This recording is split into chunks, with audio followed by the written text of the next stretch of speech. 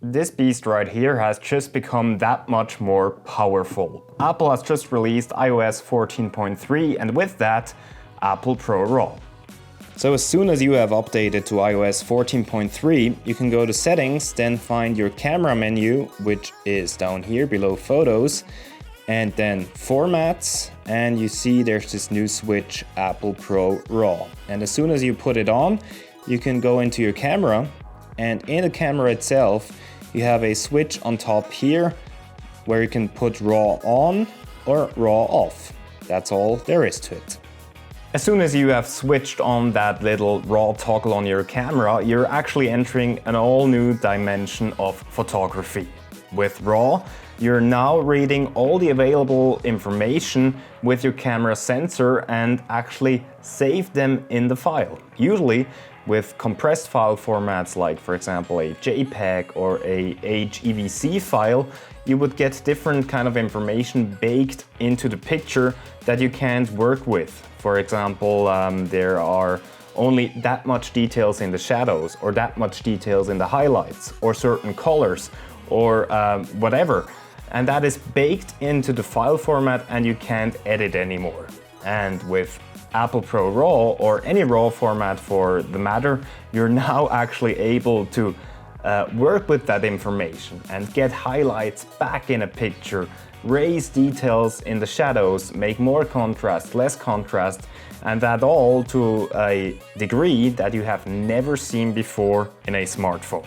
And that's not even the end of the story. With Apple ProRaw, as it is a hybrid format, you, for the first time ever, get the computational photography that Apple is famous for in a RAW format. So in the future we might see actually that you can pull focus in post-production, meaning that when you have taken a picture of a beautiful landscape and there's maybe some foreground and some background, you can change the focus between the fore and the background in post-production.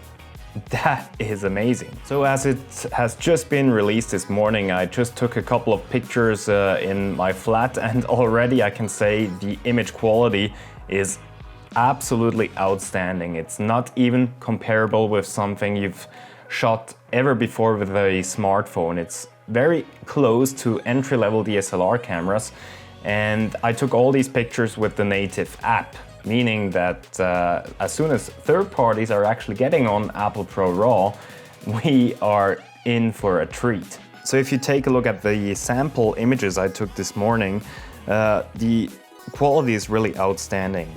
For example, here the fruit jar, you can clearly see a difference in focus. I have focused on that green zucchini-like pumpkin in the middle, and have definitely a clementine out of focus in the foreground, and as well, of course, the pineapple in the back also out of focus. And if you look at the shadows and the highlights, there is definitely some texture on the wall in the highlights, even though it's quite, contrasty. And there's also details in the shadows on the pineapple and on the leaves of the pineapple. It's really quite amazing. Definitely some information on an image that you can work with, some depth to the image. It's basically like right out of a professional DSLR camera, and that all in a smartphone. That is just, it's amazing, blows my mind. So in my original review of the iPhone 12 Pro Max, I said this baby right here is probably not for everyone. And it's still kind of true, If you have a phone that was released within the past 3 years, you're good to go to make your everyday pictures and selfies with your friends and maybe shoot your office party or anything.